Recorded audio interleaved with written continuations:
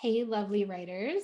This is our very first power lesson video that's feedback on a piece that one of the writers in our community submitted.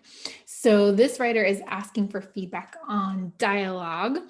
And so let's dive in. I'm going to share my screen and kind of walk you through some of the points that I think about as I'm reading this piece.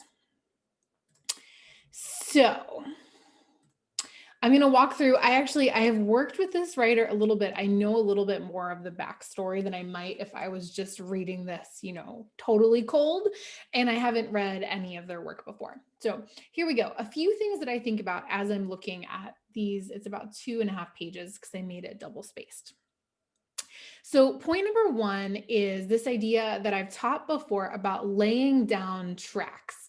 So this scene is like almost 100% just dialogue, as if it is like a movie script or a play. So part of the bonus, or like part of the situation of writing a novel, is that you're not just seeing people on stage or on screen talking, right? So you get to have way more detail.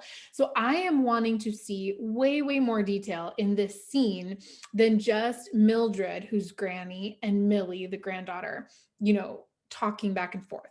So I want to see the setting, right? So I know from speaking with this writer that this scene is set in a nursing home or like a similar kind of assisted living facility.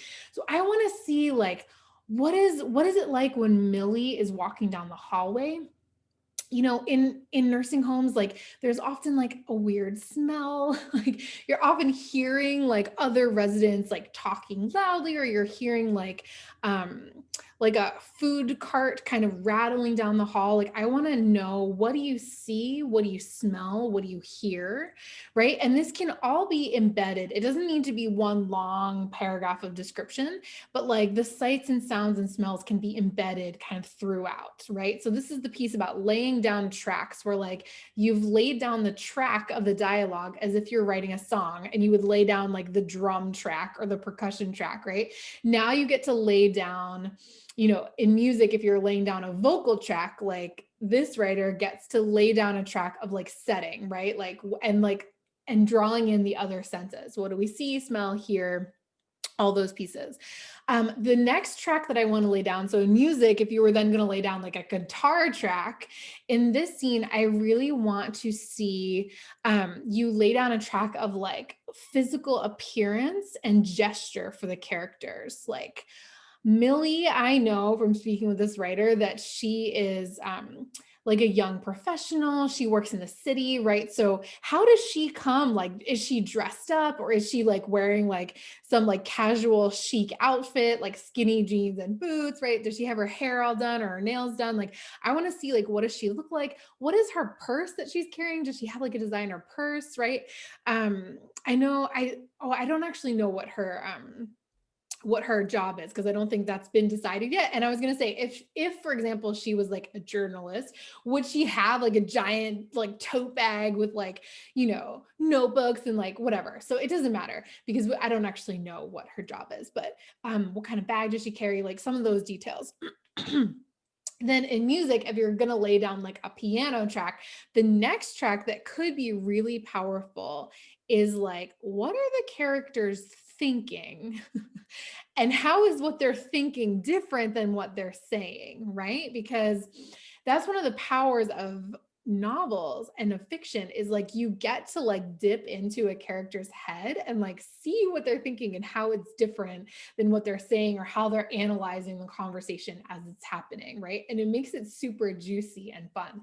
So depending on right now, this looks like it's a third person omniscient narrator. So there could be a decision about like, is it going to be an omniscient narrator? Like, are you going to dip into the thoughts of both Millie and Mildred? Or is it going to be a third person close, like more from Millie's point of view, in which case you would only get Millie's thoughts.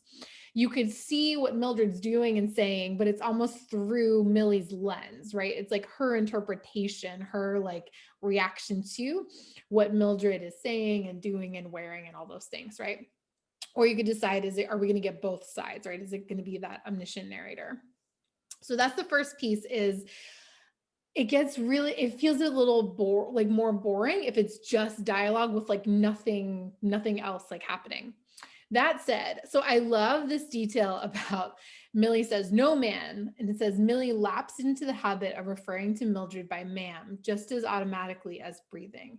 That is brilliant. I want more of that, like those kinds of details, right? That really shows us like even if I didn't know we were in the South, like now I'm like, oh, I bet we're in the South, right? Like, because I think it's just a little bit more common to refer to grandparents and even parents, like mothers, grandmothers, as ma'am.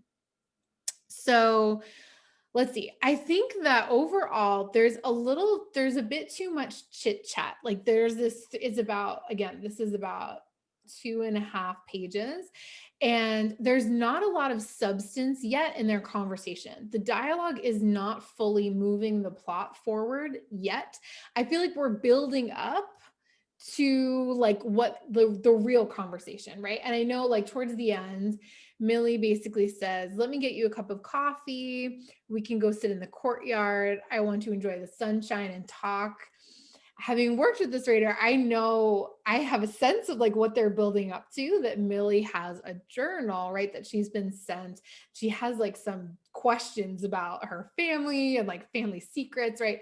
So I would love for you to go right there. Like, I don't think we need 2.5, like this many words of like, just like them saying hi and getting to know each other. I think we can dive in like within the first page, like within the first 100 or 150, maybe 200 words. So like this part about like, you want anything to eat or drink? I'll go get them, ask them to get you a Sprite or a snack.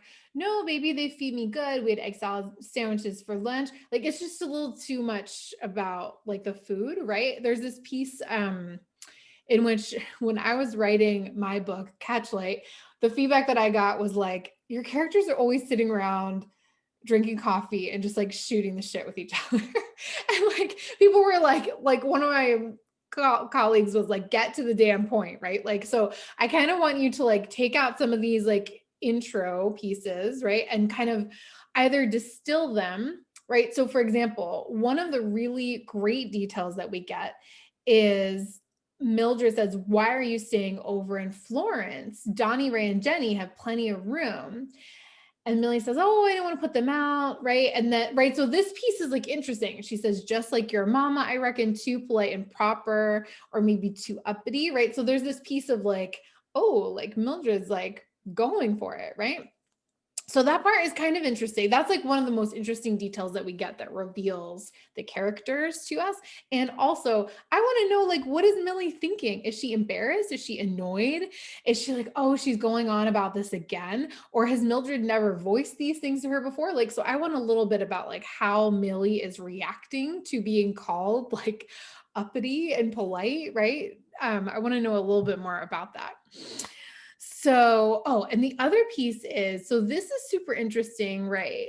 Mildred says, me and Pearlie were up early getting all spiffed up for you. She's holding a doll, right? So I want even more about Pearlie, right? Like as this conversation is going on, like is Mildred, because I think she's like full on believing this is like a baby and not just a doll, right? So would she be like patting it, like pretending to feed it, like being like, oh, Pearlie's crying again? Like that could be like kind of weaving the river of Pearlie even more into this dialogue could be really powerful.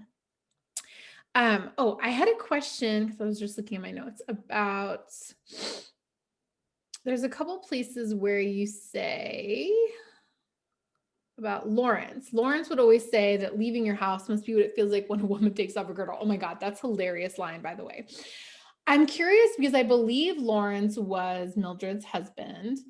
I don't know that she would refer to him by his first name to Millie. Wouldn't she say like your granddad or your grandpop? Or like, I think that there's something about this piece about always referring to someone in your generation like by the name that the other generation would call it. So like your father or dad and I would do this or whatever, your grandfather and I, blah, blah, blah.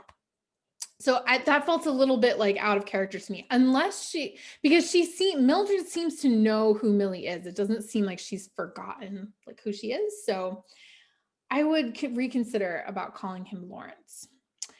So those are some of my thoughts to kind of begin with. And again, I want you to kind of like, I want a little bit more of what of they're each thinking. I want a little bit getting right to the point of like she sits down and she takes out this journal and like, does Mildred know what the journal is? Does she get quiet? Does she not know about it? Right? Like kind of get to that point a little bit sooner.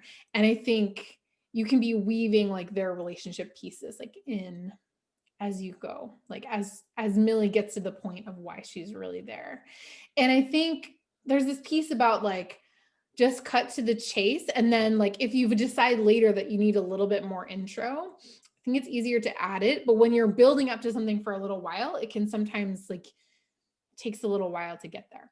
So that's my feedback for this. If you want feedback on a short piece that you've written, a few hundred words, like 1 to 2 pages single spaced, about 3 pages double spaced, send it to me and my team at hello@brookeadamslaw.com. And I may just make a video offering feedback that can help you and everybody else. So take care, everybody.